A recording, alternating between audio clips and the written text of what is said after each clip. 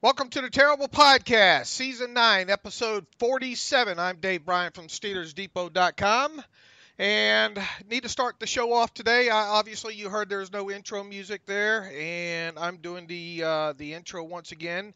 I have to announce some news related to the show. I know it's going to be surprising to most of you.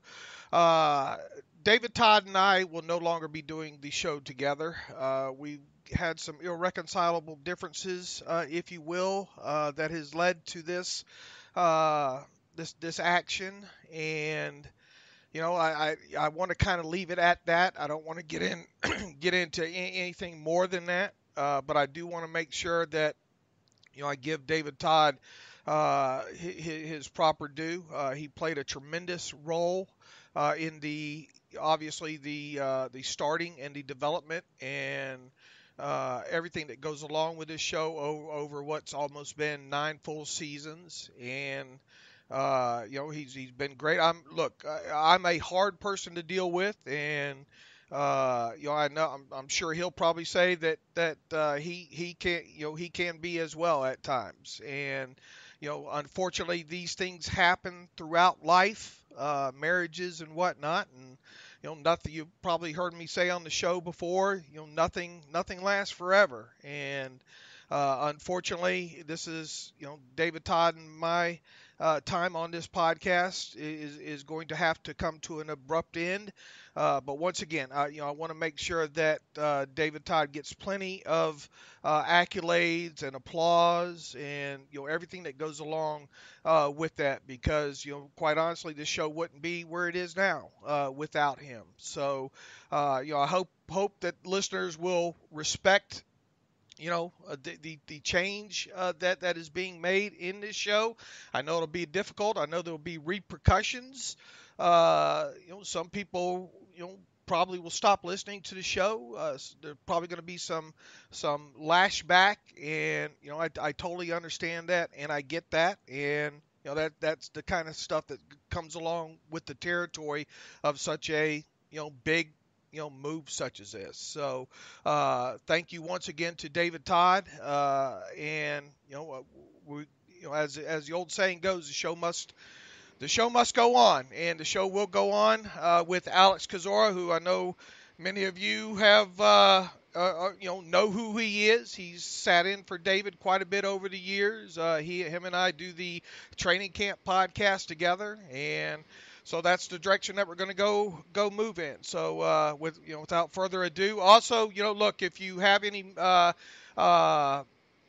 recording background or sound sound experience and recording intros and all, obviously we'll be needing a new intro for the show. So look forward to getting a few of your submissions. You can send them to theterriblepodcast@gmail.com. And it might be a little bit of a cash payback there for contributions for the one that Alex and I end up choosing here. So Alex, with that, happy Monday to you. Happy Monday, Dave. Yeah, the Steelers are off. Good things tend to happen. So another, no activity for them yesterday, but they're moving up the charts again. Yeah. Quite a Sunday there, and it was nice to kind of sit around with a W in the bank, if you will, and watch the way the rest of the things played out around the NFL in Week 10, and there wasn't a lot of marquee games. Really things to get excited about. There were for a few, turned out to be a few good ones, close ones worth watching. But I think a lot of eyes, at least where Steelers fans go, were on the Cincinnati and New Orleans Saints game. And, oh my, the Saints really took it to them. Gave them a 51-14 beatdown in their own backyard. I bet that Escaloozer was moving quite quickly about halftime there, especially after Andy Dalton threw that interception. It was run all the way back, almost all the way back, and then the Saints with just not much time left in the first half, punched in. I think at that time they moved to 35 to I think it was 7 at the time, and the game was really over at that point. The Bengals have since fired Teryl Austin, the offensive coordinator, this morning. So they're going to be looking to get that, get their offense back on track with the change there. And the Steelers move another game ahead of the Bengals here. Now the Browns did win, and kudos to them. First win for Greg Williams as interim head coach. They beat the Atlanta Falcons, and that's not an easy task. I know the Steelers were able to handily beat the Falcons earlier in the season there, but the Falcons, I think, had won. They had won the last three since that loss to the Steelers, I think. And look, we've known for a while that Browns defense is good, and now the offense looks like they're kind of finding their legs a little bit, and especially the legs of Nick Chubb, who ran 92 yards, I think it was, a new Browns record for them. So with everything that's happened right now, and look, we'd be remiss if we didn't say that the New England Patriots lost to the Tennessee Titans on Sunday resulted in, for you math people out there, percentage point wise, the Steelers are now the number 2 seed in the AFC. Kansas City Chiefs obviously retain the number 1 seed right now. But where are you right now in the AFC North? And I put this out on Twitter Sunday. What is the possibility that we could see 3 new head coaches in the AFC North in 2019? And no, Mike Tomlin's not going to get fired. Well, it looks really good that we're going to see at least 2. Obviously, Cleveland's going to make a change. And the report yesterday, or I think maybe it was Saturday, that John Harbaugh is expected to be gone after the season. There won't be a in-season firing, but Baltimore's expected to part ways, especially assuming they don't make the playoffs, which is looking super unlikely at this point. And so I think Marvin Lewis will stay just because Marvin Lewis is forever, and I think the Bengals, have decent odds to maybe finish with a winning record, and that's generally enough for Cincinnati to keep him around, but definitely going to see 2. And you've seen all the coordinator changes, like you said, the DC and Cincinnati was fired today. A big mess everywhere else. So again, just thank goodness for the stability and continuity and success that Pittsburgh enjoys, because if you're a fan of nearly any other team outside of like 5, you're dealing with turmoil every couple of years. Do you think since either Cincinnati or Baltimore are going to finish with a above 500 record? I'd have to look at the rest of the schedules. I think Cincinnati has a decent chance to go 9-7. Obviously, Cincinnati and Baltimore play this Sunday, so that's going to really take one team. The loser's going to basically be out of the AFC North race. But if Cincinnati really can win that, really out of the wild card race too, for all practical matters. Really, I mean, not mathematically, but it'd be tough to, let's say Baltimore, if they lose that game against Cincinnati, they'll have 6 losses at that point. Right. They would pretty much have to run the table at that point. Yeah, I mean, I think 9-7 could get that 6th seed. Obviously the Chargers are the second place team in the AFC West is going to get the 5th seed. The 6th seed seems pretty much up for grabs right now, so I think 9-7 can do it. So let's say if Cincinnati loses, I think they could still be in the hunt. Where was I going with this? I'm already losing my train of thought. But just about 8-8, and one other team in the AFC North being able to make a wild card. Yeah, no, I think that's still in play. Obviously, again, like I said, the loser of that game could is going to be out of the AFC North contention. But like I said, Cincinnati, I was talking about their schedule, it's relatively light the rest of the way. So I could still see them going 9-7, maybe sneaking into a wild card spot. And even if not, again, just given the history of Marvin Lewis, who's been here since 2003, Mike Brown and his kind of tendency to not rock the boat to keep the head coach. I think Marvin Lewis will stay unless they collapse and go like 7-9 the rest for the regular season. So one win would make a difference. In other words, if he goes 8-8, that might be enough to save his job. Well, I think 9-7 saves the job. 8-8 maybe. I mean, it's debatable. I guess it depends exactly what happens. But I base that less off of the record and just off of the history of Cincinnati. And obviously Lewis has been kept a million times over what we thought he'd be kept. We thought he'd be fired 10 times by now. So that's just the way Cincinnati goes. But definitely, from the report at least, new head coach in Baltimore. Obviously a new head coach in Cleveland. But we'll see John Harbaugh somewhere else. I think he's going to be, if Baltimore lets him go, I think that's going to be a mistake. And he's going to probably be the hottest name for a new head coaching spot somewhere. All right, and we talked about New England lose. I mean, who is the? I mean, Kansas City's the cream of the crop right now in the AFC, right? Yeah, I mean, I still have a lot of faith in New England, especially when it's against Pittsburgh. I mean, they looked bad yesterday. I watched that entire Titans game. Brady got pressured all day. The Titans offense, or the Patriots offense, just stalled out. Brady played about as poor as you could really ever see him play. But they'll turn it around. I mean, they always do. I don't know how much you saw that game, but they did a good job talking about the Titans' defense of moving him off his spot. And that's, I think even, head coach heard hit part of his press conference yesterday talking about, if you let Brady. If Brady locks into that first look and is able to go that direction, there's no way you're going to stop him. But if you can make him to go from that first read and consistently off that first read, that's when you have a chance. And they did seem to be able to get some consistent pressure on the little bit that I've seen from that game. And that's the key with him. Now, obviously, they didn't have Gronk in that game. I mean, that's pretty huge. But make no mistake about it, head coaches around the league are going to take that tape from that game is going to be gold. Is the standard right now, if you will.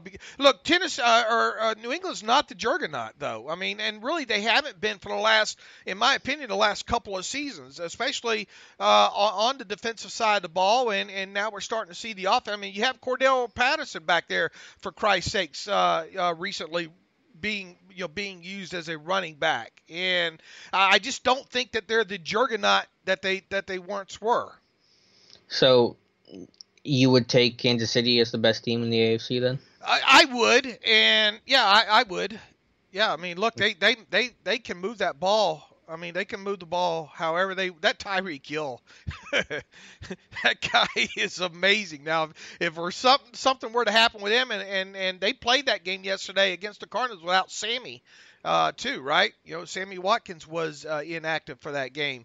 Mm-hmm. They still played amazing. I mean, what they're doing with Mahomes right now offensively, and I know it was only the Cardinals yesterday, and the Cardinals hung around for a little bit. I watched quite a bit of that game. If their defense gets any better, which, I mean, they held them to, how many points did they hold them to? 14, was it? I'm looking real quick here. Yeah, 14 points. I mean, you hold any NFL team to 14 points, you've done something. I think they're the cream of the crop, and I think San Diego is right there as well too. New England, I'm not going to discount New England just because of their loss to the Titans on Sunday. They're still, look, they prepare like no other team in the NFL. Bill Belichick finds your one weakness and he tries to take it away and then goes from there. So obviously they're players in this, and obviously the Steelers are too. I mean, I know a lot of people wrote the Steelers off there at what was it, 1-1-1. But here they are, and they're 6-2-1. They have games coming up against the Jaguars, and who's after that? Denver. Denver. And let's talk a little bit about we'll get into recap a little bit more what happened in the Steelers game against the Panthers on Thursday night. But this is a Jaguars team right now. I mean, they gave Indianapolis a little bit yesterday, but I mean, Indianapolis, let's face it, outside of them being able to protect Andrew Luck a lot, he's gone like, what is it, 5? Did you see the stat on that? Four straight games without a sack. Yeah, 4 straight games. Is it 4 or is it 5? I think it's 4. Okay, well, that says something there, being able to protect Andrew Luck for as many times as he's dropping back and having to throw during games. That really says a lot about them. But the Jaguars put up a fight in that one, and they were even driving late before they fumbled away the football there at the end. So, as we talked on the show the other day, or we were asking the question on the Friday show, there's no way the Steelers slip up in this one, right? Well, they're not going to go into it with any sort of light approach, and I really don't believe they've ever done that in the past. I think some of those storylines were overblown. I think some one-off comments were kind of run with by some of the national media. But yeah, I mean, there's no chance with the way Jacksonville dominated Pittsburgh last season. And you're right, while it's Jacksonville and the offense looks bad, there's still a lot of talent on that team, and they still have an identity. And when they can play to that identity with a solid physical run game, they get Leonard Fournette back. in a defense that can still get after the quarterback and still play man coverage successfully and still create some chaos and some turnovers. That's how Jacksonville wins. So the blueprint hasn't changed for them. They've struggled more in their execution of it this year. But and Steeler fans will know this, no one's taking Jacksonville lightly coming into this weekend. Right, especially what happened last year twice, at Heinz Field there. The Jaguars did, and I haven't followed back up with this since yesterday, but I know they had to start Eric Flowers yesterday at tackle. He ended up leaving the game. I'm not sure if he returned or not with an injury. And then they lost, who was it, the center? I saw that you said they lost 2 linemen. I didn't see who those linemen were, though. Well, let's see here. I know they lost. I know Flowers left that game. Flowers.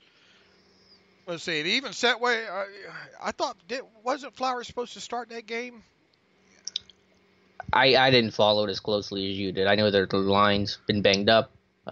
They got Parnell at the right side. I think he's had an injury.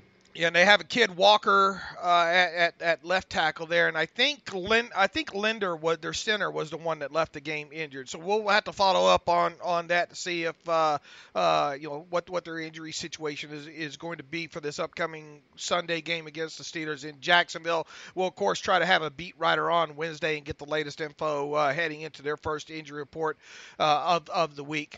Plenty of time to preview Jacksonville. We've had plenty of time to scrub the all-22 from the Steelers game against the Panthers. I keep going back to my thought of, man, when offense, a team's offense can be your best defense at times, and the way that thing kind of spiraled out of control at the beginning for the Panthers, I think really played a big part in that game. And I don't know if you heard the post-game press conference and the day after by Ron Rivera. He talked as much about how the Steelers defense were able to provide, able to do some pressures and do some things defensively as the game wore on due to the score. And I guess take riskier, be a little bit more riskier in their approach, especially when it comes to rushing the passer. And look, make no mistake about it, when you get down as big as the Panthers did, more than two scores, they got out of what they like to do normally. So what is your, after going back and watching the all-22, any other things jump out to you? No, I think that was it. Their ability to get pressure when the score gotten big, the lead had gotten big for Pittsburgh. Like you said, it forced Carolina out of what they like to do with the solid run game, all the jets, jet motions, the pre-snap, looks and window dressing that they offer. Really couldn't do that anymore. But like I said, the Steelers just really played, again, amazing football in situational downs. And whether that's third down, I think the third down defense was good. I forget exactly what Carolina was, but they weren't very successful. Obviously, we know about the huge success the third down offense and the red zone offense has enjoyed. The lack of penalties that hurt yourself until, they already won off one when the game was long decided. That's just a blueprint of how you want to win. You get a lead, you let your defense pin their ears back, you make offenses one-dimensional, and that's really been the key to success throughout this entire win streak. I made a mistake when I said earlier Teryl Austin. I think I may have said offensive coordinator, defensive coordinator. Marvin Lewis is going to take over the defense there. So they had fired their offensive coordinator last year, a couple games into the season. So Teryl Austin, the defensive coordinator, is now out. I may have said offensive coordinator earlier there. My apologies. This Steelers offense obviously is not the problem here. The big question is the Steelers defense, and I wrote kind of I always like to track that adjusted net yards per passing attempt stat, and I had kind of a lengthy post on that on Steelers Depot the other day. They're talking about how the Steelers have played in their last 5 games now. I also looked at the offenses that they played. I think the argument, and it would be kind of a legitimate one obviously is looking at the Steelers' last 5 games when it comes to the defensive side of the ball and saying, well, look at the quarterbacks that you played. Atlanta, Matt Ryan; Carolina, Cam Newton; Cincinnati, Andy Dalton; Baltimore, Joe Flacco; and Cleveland, obviously, Baker Mayfield, the rookie there. Uh, is is it too early to get excited about the Steelers' pass defense? And as I posted in that post, I think the jury still must remain out on the Steelers' pass defense until December, until they face teams like, obviously, the Los Angeles Chargers are going to be the next, what we would think would be a huge test for them. After that, then it's New England and New Orleans. And who knows, even if the New Orleans game in Week 16 is going to have any significance to it. I mean, odds are that it will, because it's not Week 17, but there is a bit of a chance that, that game for either one of the team. I mean, if things keep going the way they are in the NFC, who knows? Maybe the Saints will have a top 1 or 2 seed locked up that they can't improve upon. So, what do we know about the Steelers defense in these last 5 games? What do we learn about that? Is there anything we can take away, that makes us think, okay, this is maybe one of the top, let's say, 7, 8, 9 pass defenses in the league?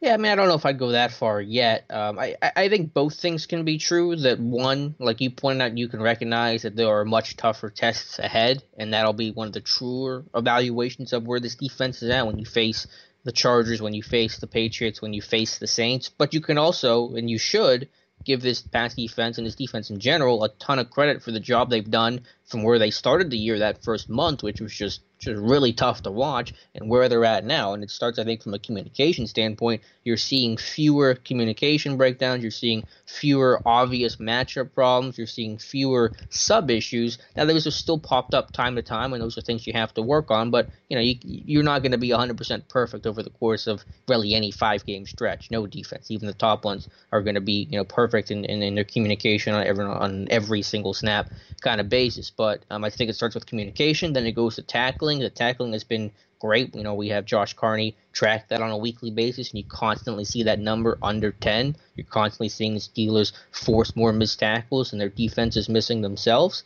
And then that creates some splash and creates some pressure. I think Bud Dupree has played well the last couple weeks. Now, granted, he's had some easier matchups, whether that was Desmond Harrison against the Browns, the rookie, the second-year guy, I think the Baltimore starter, because they had all their tackle problems without Ronnie Stanley. Chris Clark of the Panthers last week is not an upper-tier tackle, but he's playing well. And obviously you're seeing the production from Cam Hayward, who had 2 sacks against Carolina, Tua, who had 3 straight sacks before the Carolina game. So you're just seeing a bunch of fundamentals coming into play. And when you do that and you play fundamentally sound, you're going to have enough success. In the last 5 games, when it comes to that defensive adjusted net yards per passing attempt stat, the Steelers have a 5.0 number, and that's really great. I mean, it's that's kind of that's the number that teams, if they have that season long and they have any kind of offense whatsoever, you think that maybe they can win the Super Bowl. Now, history when it relates to that stat after 8 games, which history's history when it comes to numbers. History tells you that after 8 games, no team with a adjusted net yards per passing attempt stat over 6.02, and really only one team had one that high. That was the New England Patriots in 2016. Really, you have to go back to 5.64 New England Patriots in 2014 and this is over the last 20 seasons, to find a team that has gone on to win a Super Bowl with a adjusted net yards per passing attempt stat that high. The Steelers, after their 8th game, were somewhere around, I think, 6.2 or something. Once again, it's just a number, and it's you know me, I always try to look at numbers sometimes, especially midpoint time in the season, and try to use it as a predictive factor. I think it's a good measure at any point of the season to try to come up with kind of power rankings, especially when you use the differential stat. You'll take the offensive adjusted net yards per passing attempt number and then subtract the defensive one from that to get a differential. I really think that's and then you rank those numbers obviously from highest to lowest. I think that's a great way, especially from week 5 of the season on, to form a personal kind of power rankings. But make no mistake about it, the Steelers in those first few games, I mean, the Steelers defense has changed quite a bit. I mean, didn't have Morgan Burnett there for quite a bit. You had rookie Terrell Edmonds in there quite a bit. You had to play a game without Mike Hilton in there, on the defensive side of football. You've obviously had the stuff go on with Artie Burns, who right now hasn't contributed much of anything in I don't know, how long has he been kind of flip-flopping out of there since 3 weeks. 3 weeks, 3 or 4 weeks or so. So there has and the best thing about it is the arrow, as Mike Tomlin says, is moving moving in the right direction here, because not only from a health standpoint, but you have Morgan Burnett back on the field now. You have a more experienced Terrell Edmonds. We'll see what happens on that cornerback spot opposite Joe Hayden. But I mean, I still think that even after this. And I don't think we're good. I said before the 5 games that they just got done with that I'm not sure what we're going to learn about this Steelers defense through those 5 games. And while they did play well during that span, and I would expect them to play well against Jacksonville and then against Denver, San Diego or Los Angeles Chargers are going to be the first real test, I think.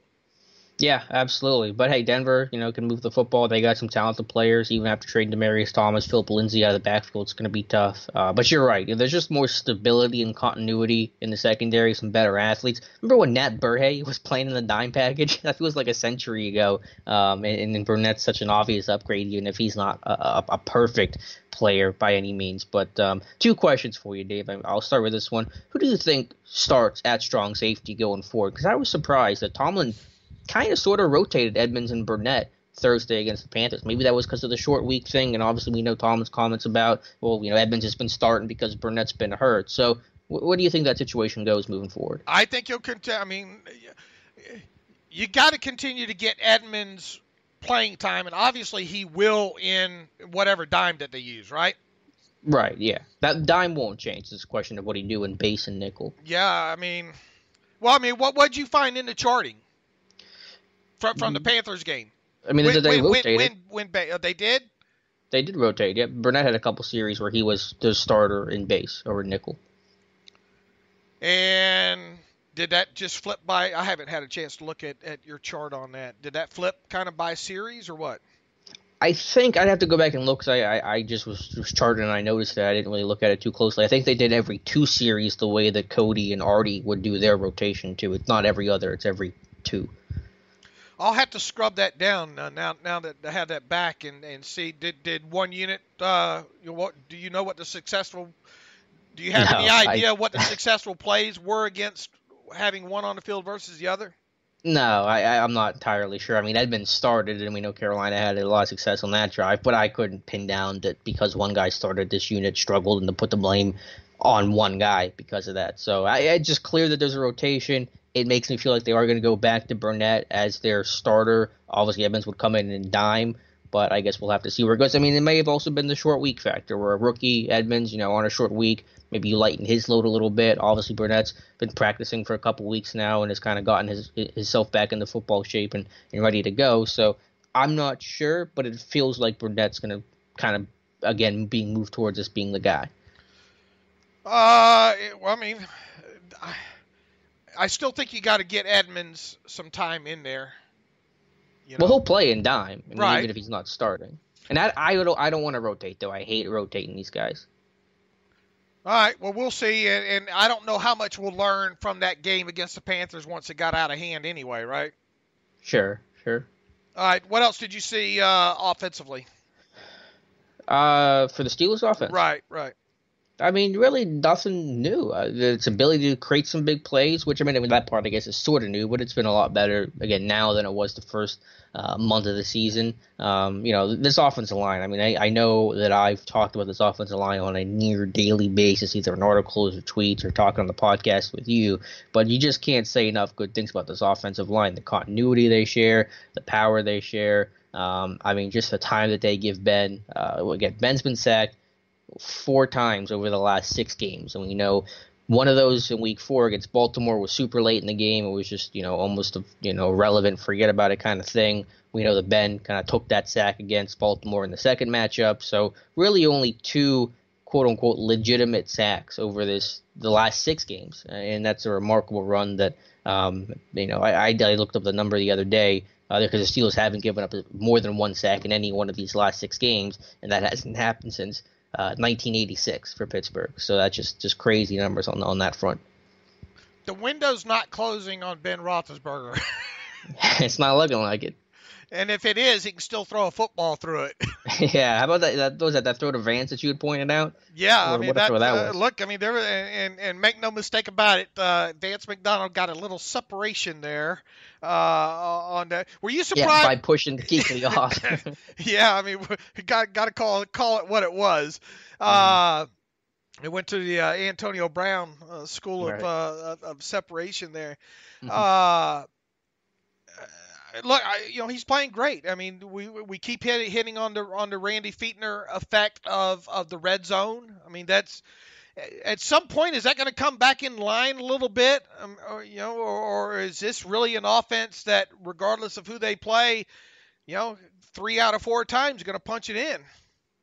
Yeah, I mean, it may come back, to earth, regress to the mean. It's hard to go 75% over an entire season. I'm not sure when the last team to do that was. I'm sure it's been a little bit of time. So they'll have maybe 1 week where, they go like 1 of 3 and things just aren't clicking for whatever reason. A bad turnover. Ben's always good for making one weird decision in the red zone over a quarter of a season. A drop pass or whatever that could kind of skew that number. But I expect this red zone offense to finish the year in the top 5, and again, a remarkable turnaround from where it's been really since Tomlin's first year here. I think the only real question offensively at this point is how much can James Washington contribute, down the stretch now.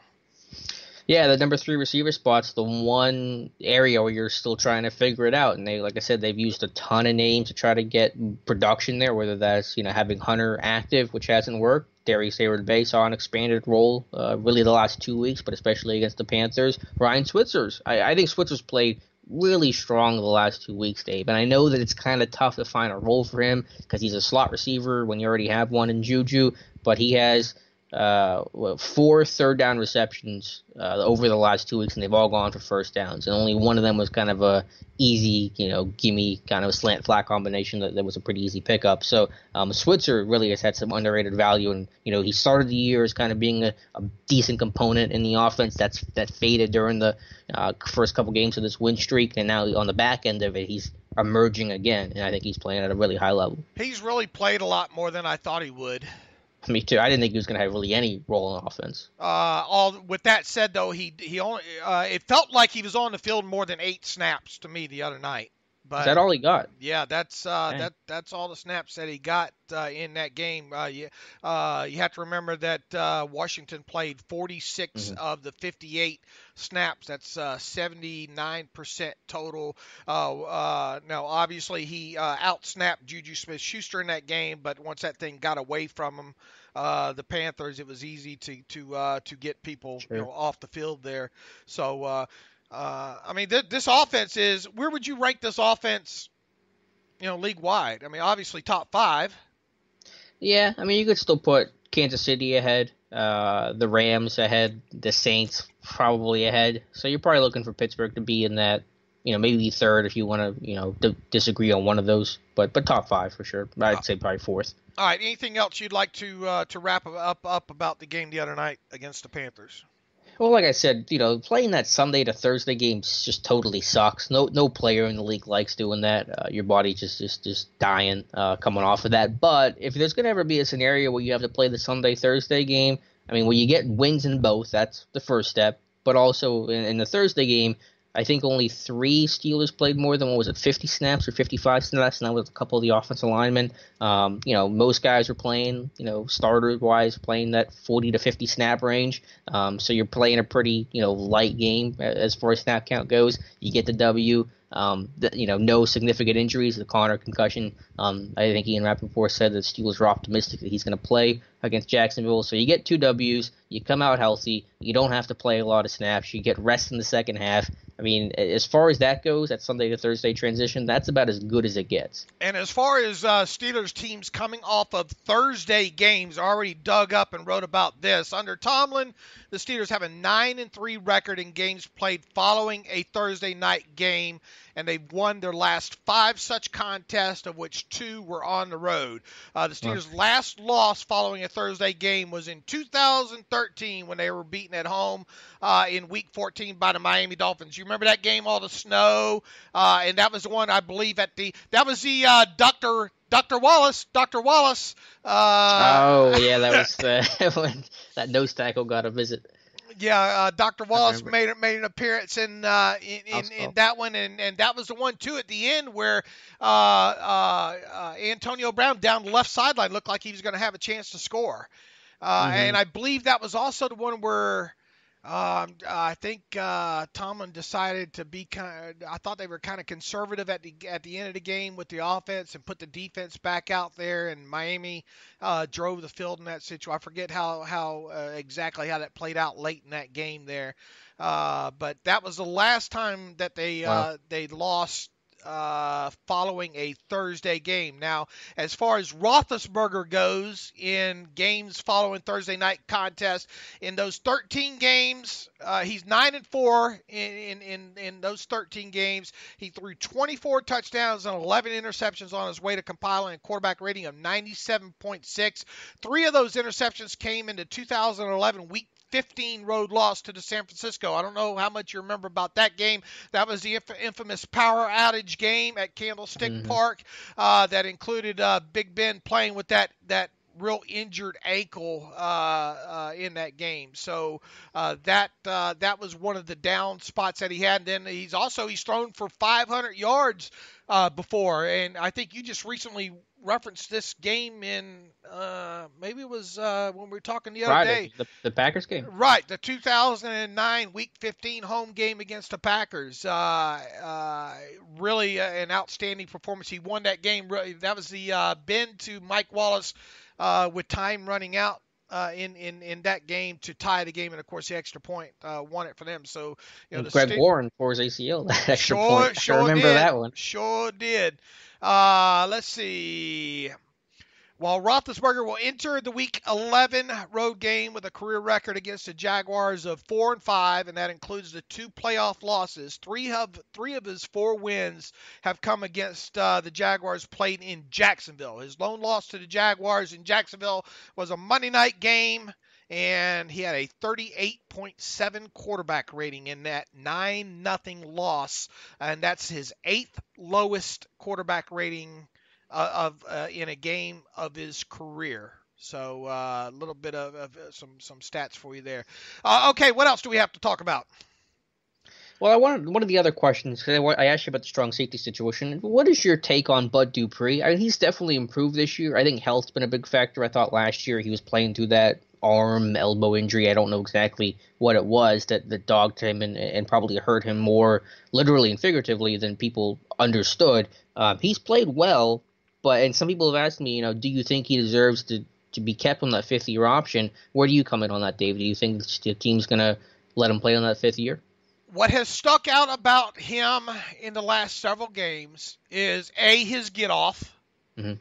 Would you agree? Definitely. Now, I think he's playing against some tackles that aren't the best, but I think his get-off, his timing's been fantastic. I think we're starting to see a little bit more of speed to power. Would you agree? Yeah. I'd have to go take a real good look at it. I think his hand use has been better. I think he's disengaging better than before. I don't think he's just trying to win the edge. I don't think we're still seeing a lot of huge counters. I agree, and I still want to see more power. I don't think he's enough of an inside threat yet. I mean, it goes without saying he's playing better. Yep. So, how much of that scheme related, how much of it has been being able to pin your ears back in some of these games. I mean, that really helps, right? Sure, but that's if he's doing it, that's a situation, and he's winning. I can't fault him too much for it. Right. You only play the schedule that's in front of you, and you only do from snap to snap. Look, I wrote, what was it? Either I tweeted or I wrote about it recently about looking back at, the options that the Steelers could have drafted in that first round way back, and there's only like 2 or 3 names from the picks from when the Steelers picked Bud Dupree to let's say number 50 overall that you probably would have rather the Steelers draft. Did we expect more out of Bud Dupree to this point? Absolutely. Was I a bit surprised that they picked up his 5th-year option? Yes. Is he on his way to earning that? Yes. Even if you pick it up, we'll see. Look, if he plays the way he's playing right now and continues to improve on that, is easily the right decision. And then you can decide after the season, do you just let him play on that, on that 5th-year option, and then see if he can put together a back-to-back season? If so, then franchise tag him. I think that's probably the way you go with him. I mean, if he continues playing the way he's playing right now, and even improves a little bit, then you let him play at that 5th-year option amount, next season. And then if he, what do you do at the draft though? I mean, you have to draft another edge rusher. You would at think. Some point you would like to, but we said about inside linebacker, and look how that turned out. Right. What's his salary next year going to be? 9.2, I think is what the number was. Yeah, like $9 million. Something like 9. I forgot. I don't have it in front of me here, but yeah, it's under 10. He's played well. But that's just a lot of money and tied up to one guy that again has played well, but has also had some really good matchups the last 3 weeks. So you're saying to be determined? I mean, sure. No, of course. Yeah, there's no decisions that have to be made until they have to be made. So you're not, making a final, proclamation now. But I just, for me right now, I think it's fair to say he's played better because he absolutely has, and credit to Bud Dupree for that. But I still think, has he earned, playing at a near $10 million base salary next year? I don't think so. I think if you want pass rushers to play for $10 million, you got to be close to double-digit sacks or above double-digit sacks. Well, keep in mind too. Now if you decide between the start of the new league year that you don't want him to have the 5th-year option, you have to cut him. So, right. And that means no compensation. Sure. Well, I said this in a mailbag last week. I wouldn't be opposed to cutting him and then bringing him back on a different salary, maybe even more than a 1-year deal. But so it's not that I'm opposed to having Bud Dupree back. I mean, I think there's definitely value in him coming back with the way that he's played. But I think at that number for just a 1-year deal, I'd like to try to find a different way to get him to come back. All right. Anybody else on defense you want to talk about? About Vince Williams, Sean Bostic, I think that they generally held their own. I think there were some tough plays being asked to make in space, but like I said, I think both guys have played relatively well this year. And again, when you get them as blitzers, especially Vince, you get them on running backs, it's a win for the defense. As I said way back when they during prior to the start of the season, breaking down Bostic's previous NFL tape, I think he's solid against the run. And we're seeing that. Obviously, you don't want him running, carrying guys down the field if you can get away with it. Mm-hmm. And really, you're saying with Vince, obviously, you're going to see teams try to isolate either one of those guys moving forward, on the wheels or whatever, to try to maximize that matchup. And they're going to be on the field together. The only way they're not is when you bring in, keep bringing in L.J. Fort and Morgan Burnett in that dime package. Mm-hmm. I think they had the divisional labor really well laid out, as Bostic and Vince is more two-down guys. Now, again, I think they're better athletes than people have given them credit for. I think they have made plays in coverage, both of them. But you know that Fort is the better option on third down and in obvious pass situations. Obviously, it's still, and this assumes Ryan Shazier, is unable to continue. You have to address that position, right? Yeah, but it has to make sense. I'm not going to address it just to address it. Kind of the same approach the Steelers took this year, where clearly, yes, they wanted to take an inside linebacker high. They wanted Van Der Esch, who had a heck of a game yesterday against Philadelphia. The Rashawn Evans and Edmonds situation, but it didn't happen. So would I want to? Yes, but if it doesn't happen, I think I can manage it. Okay, are you ready to get to the Le'Veon Bell portion of the show? That's where we're going.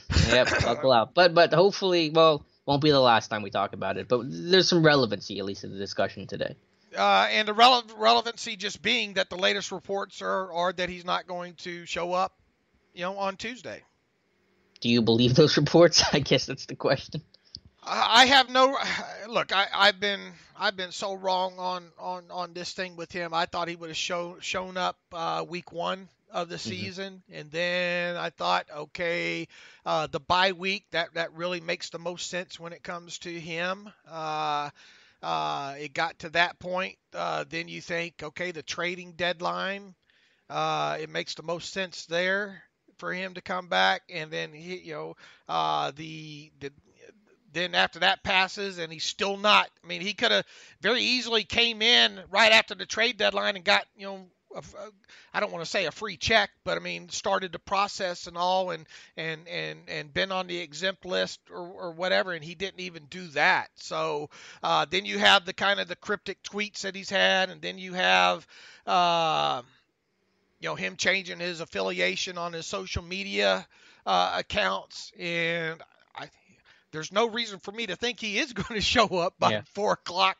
And really, even as of him coming back to Pittsburgh, what was it, a week ago, I thought, well, why? He's obviously coming back to Pittsburgh to report. Well, I would have probably hedged my bet to him showing up. So everything points to him not at this point.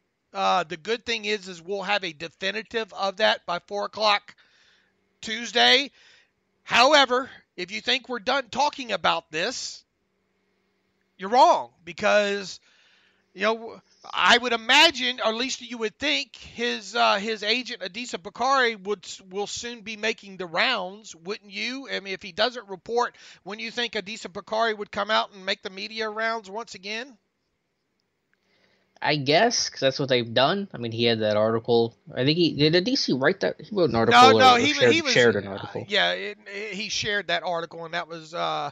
On the Undefeated, I think. Right, on the Undefeated and all. So yeah.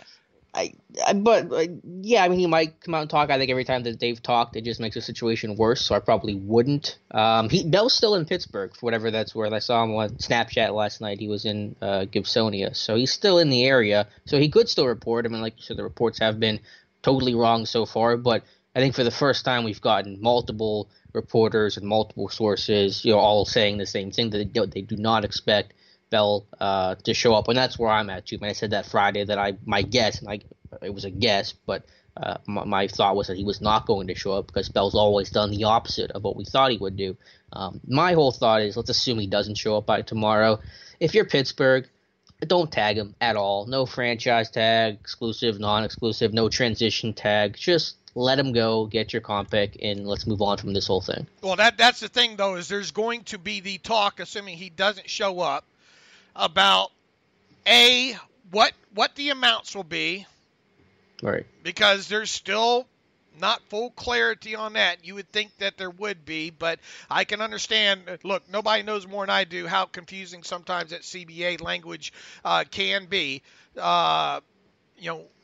What will the transition tag amount be? What will the third franchise tag be?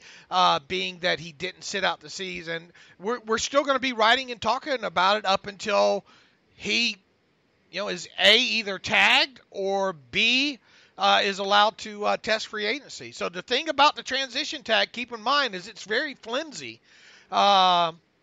you place it on a guy and he signs an offer sheet with another team, assuming you can't find a team to trade him to in that transition tag period. If you lose him via the transition tag, you don't get any compensation for him.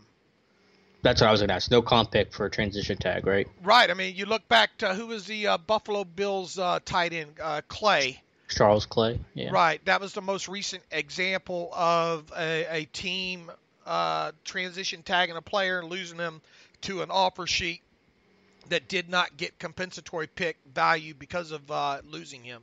And that's why I wouldn't transition tag. Plus, the transition tag just means you're losing him. It's just taking longer, and your money's tied up for a little while longer. Right. Because you're not bringing him back on transition tag. So that's where we're at on him. All right, let's exit. I know people are tired of talking about that. With James Conner moving forward, what kind of split? Would you like to see him off the field a couple of series a game? Ramon Foster evidently would like his workload lightened a little bit. Yeah, I mean, that's true of any guy that's a 3-down back in every situation kind of player. As you get into the season and you start getting into the winter months, you want to try to find ways to lighten that workload a little bit. So, yeah, I mean, he's been playing about 85% of the time. Obviously we'll have to see what his health situation is for Jacksonville. Like I said, Ian Rappaport reported that Connors seems like he's going to be okay and likely to play against Jacksonville. We hear from Mike Tomlin on Tuesday. But yeah, I mean, this is a guy that's never had to shoulder this kind of workload before, at least at the NFL level and in college. You're not playing as many games, so that's a factor as well. So you want guys to take that step, but as the Steelers have talked about with other rotations in the past, like their defensive line rotation, there has to be guys behind him that's justified in playing. And, I think we've seen improvement from Jalen Samuels. His pass protection has actually looked pretty strong. I've been happy with where he's at there. And then Ridley, was kind of in Tomlin's doghouse. That doesn't exist apparently with the fumble. But you just want to make sure the guys playing behind him are playing at a high enough level. All right. How about that Mike Hilton? He's great. No, I'm a huge Mike Hilton fan. I mean, what more? He's the best run-stopping nickel corner. He's still an excellent blitzing corner. I'm just disappointed he hasn't gotten a sack yet, but hopefully that'll come. And his ball skills, his competitiveness, his ability to play the catch point, some of the best the Steelers secondary has to offer.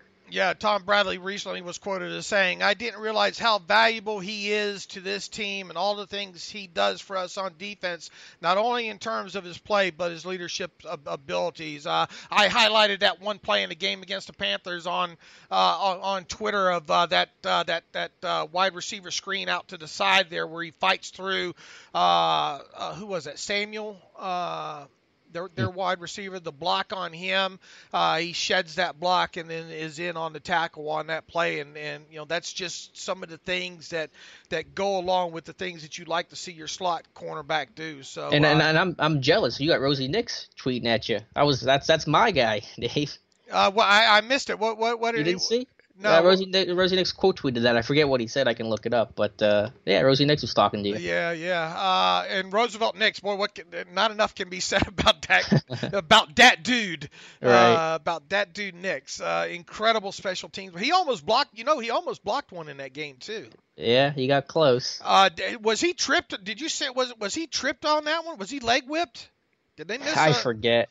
I think he stumbled over somebody's leg. That's usually how it goes down there. All right. Anything else you want to get to? And while you're thinking about that, sure, watching football is fun, but it's more entertaining when you have some action on the games. Guys and girls, you've heard us talking about this for weeks, and some of you are still on the sidelines. Whether you're an expert or a rookie like Alex, you should be betting at mybookie.ag. If you're the kind of guy or gal that likes to bet a little and win a lot, like playing the numbers on the roulette wheel, you can create a big parlay. I hit a 3-teamer yesterday there, so I'm pretty proud of that one. Pick 3 teams to win, and if you hit all 3, you could turn $100 into $600. There's so much to bet on. college basketball ramping up, and football, college football into the stretch run here. NBA, NHL, custom props, even esports. You name it. My bookie is the one bet I know you'll be happy with all year long. We recommend these guys because we really trust them. MyBookie.ag has been in business for years. They've got great online reviews, and their mobile site is easy to use. Sign up this weekend. MyBookie will give you 50% deposit bonus to jumpstart your bankroll. It's a great way to bank even more money when you win. Also, make sure to follow at BetMyBookie. That's their Twitter handle. At BetMyBookie. They'll personally respond to every mention in DM, not to mention that they've given away more than $10,000 in free money to their followers this football season. You'll be the first to know as soon as new odds and props are posted by following them on the Twitter machine. Don't miss out now. One of the best weeks to bet on sports this year. Log on to MyBookie right now and use the promo code TERRIBLE to get the 50% deposit bonus. That's promo code TERRIBLE. You play, you win, you get paid at mybookie.ag. Do you think of anything else we need to close with here? Yeah, I just had one quick thought. I had an article go up today about the Steelers' run defense, why there were some issues on that first Carolina drive, and why things improved throughout the rest of the game, that not just related to the score, and obviously Carolina couldn't run the ball as much as they like to. Pittsburgh made a very, and I don't know if it was how they wanted to play the game, but it's either an adjustment or their game plan. They just played a ton of base defense against the Panthers. They played base defense 65% of the snaps, and that's in a situation where obviously Carolina was playing a ton of three receiver sets because of the game situation and trying to play catch up and throw the football. So their goal was simple: win the line of scrimmage, stop the run, get their big guys on the field, and it felt like a game from 2005 playing that much base, but it was effective and it was a good plan or adjustment by Keith Butler. Okay, you and I will start getting hard and heavy into previewing the Jacksonville Jaguars game. We hope to have a beat writer on the Wednesday show there, and move on forward into the rest of this season. As usual, you can follow me on Twitter at Steelers Depot.